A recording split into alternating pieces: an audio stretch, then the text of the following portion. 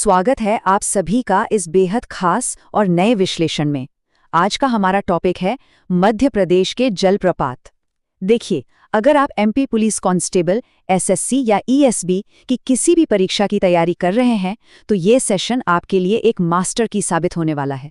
अक्सर एग्जाम में जलप्रपातों की नदियां, उनकी ऊंचाई और उनके जिले हमें बुरी तरह उलझा देते हैं, है ना? तो चलिए सबसे पहले चलते हैं हमारे सेक्शन 1 की तरफ। उत्तर पूर्वी विंध्य पठार, इसे हम रीवा पठार के दिग्गजों का घर भी कह सकते हैं, क्योंकि यही प्रदेश के सबसे ऊंचे और ताकतवर जलप्रपात जन्म लेते हैं। अब जरा इस नंबर को देखिए, 198 मीटर, यानी लगभग 650 फीट। और ये कोई आम नंबर नहीं है, ये बहुटी जलप्रपात की ऊंचाई है। ये इकलौता आंकड़ा बहुटी को मध्य प्रदेश का सबसे ऊंचा जलप्रपात बनाता है। इस नंबर को तो बिल्कुल पक्के तौर पर याद रख कर लीजिए, क्योंकि ये एग्जाम में सीधा पूछा जाने वाला एक बेहद अहम फैक्ट है। और यहीं पर छिपा है एग्जाम का एक बहुत बड़ा ट्रैप। ध्यान दीजिएगा, पुरानी किताबों में अक्सर चिचाई को रीवा का सबसे ऊंचा जलप्रपात बताया जाता है, लेकिन नया और एकदम सटीक अपडेट ये है कि बहुटी सबसे ऊंचा है।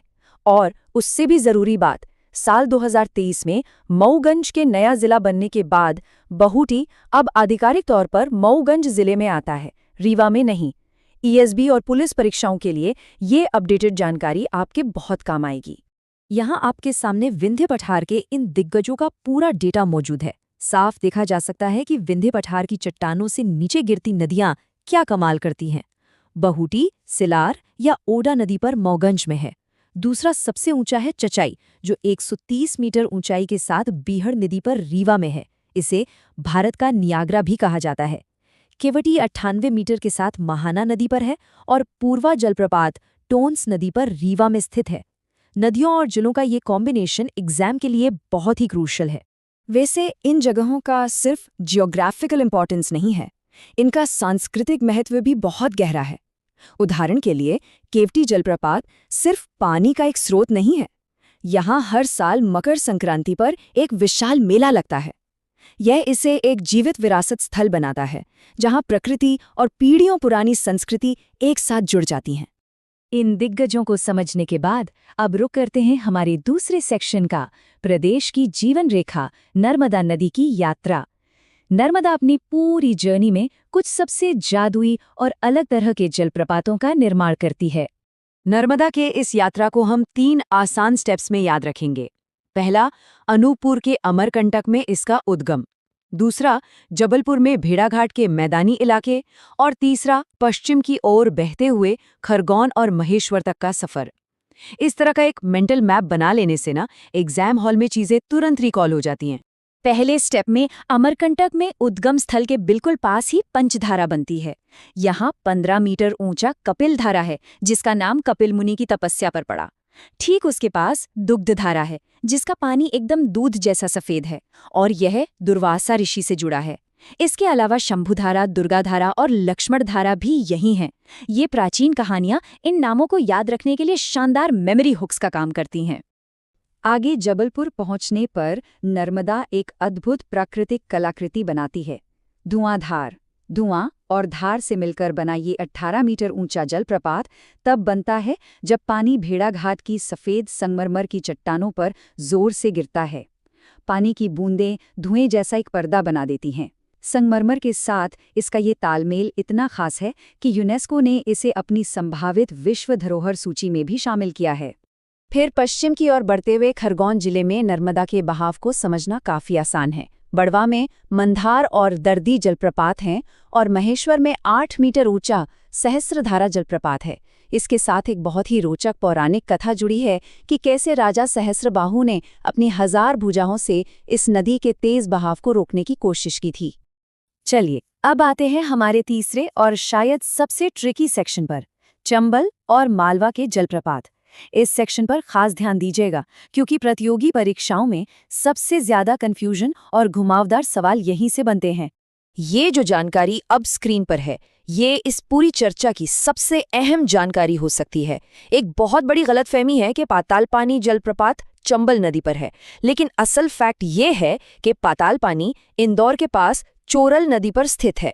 एग्जामिनर अक्सर ये सवाल देकर फंसाते हैं, इसलिए एकदम क्लियर रहिए कि नदी चंबल नहीं बल्कि चोरल है। पाताल पानी को याद रखने का एक और बहुत गहरा और सम्मानजनक कारण है। ये सिर्फ एक टूरिस्ट स्पॉट नहीं है, ये हमारे महान आदिवासी स्वतंत्रता सेनानी जननायक टंट्या भील जी का पवित्र समाधि स्थल भी है। जब हम भूगोल को इस तरह इतिहास और संस्कृति के साथ जोड़कर पढ़ते हैं तो तथ्य दिमाग से कभी नहीं फिसलते।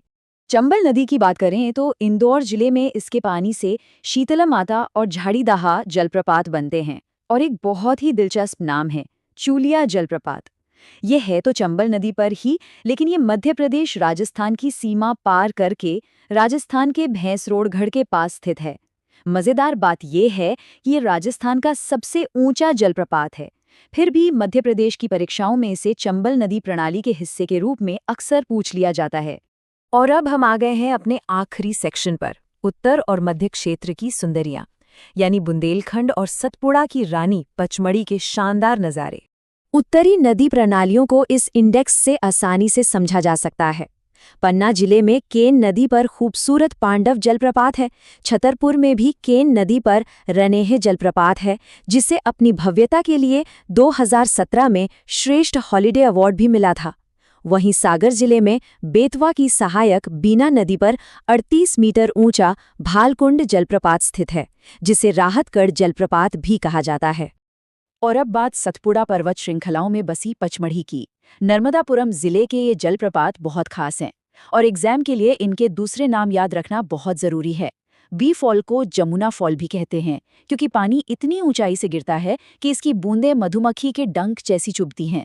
परी फॉल को अप्सरा फॉल कहा जाता है। इसके अलावा चांदी सी चमक बिखेरता रजत फॉल और 3 धाराओं में बंटने वाला डचेस फॉल भी यहीं मौजूद हैं। पचमढ़ी के बी फॉल के बारे में एक बहुत ही हैरान करने वाली इकोलॉजिकल सच्चाई भी जान लीजिए। ये सिर्फ फोटो खिंचवाने की जगह नहीं है, बल्कि ये पूरे पचमढ़ी शहर के पीने के पानी की मेन सप्लाई है। ये एक बेहतरीन उदाहरण है कि कैसे ये खूबसूरत पर्यटन स्थल सीधे तौर पर वहाँ के स्थानीय जीवन की धड़कन होते हैं। चलिए, अब सेशन खत्म करने से पहले एग्जाम वाले दिन के लिए इन टॉप 3 दिग्गजों का एक सुपरफास्ट मेगा रिकैप हो जाए। पहले नंबर पर बहुटी, जो अब मऊगंज में है सेलार नदी पर। दूसरे नंबर पर चचाई, रीवा में बीहड़ नदी पर। और तीसरे नंबर पर केवटी, रीवा में ही महाना नदी पर। ये क्विक रिकैप एग्जाम हॉल में आपके बहुत काम आएगा, ये तय है। तो हमने मध्य प्रदेश के सभी बड़े और मशहूर जलप्रपातों को उनके नदी तंत्र के साथ पूरी तरह डिकोड कर लिया है। लेकिन जाते जाते जरा सोचिए, मॉनसून की पहली बारिश के बाद मध्य प्रदेश के इन घने जंगलों में ऐसे न जाने कितने और गुमनाम झरने जन्म लेते होंगे, जिनके नाम किसी सिलेबस या किताब में नहीं है, जिनकी कहानियां सिर्फ वहां के स्थानीय लोग जानते हैं। भूगोल का ये रहस्य और अचरज वाकई कमाल का है। मुझे पूरा यकीन है कि इस चर्चा से मिली क्लैरिटी आपको आने वाले एग्जाम्स में जरूर सफलता दिलाएगी। जुड़े रहिए हमारे साथ, फिर मिलेंगे एक नए विश्लेषण के साथ।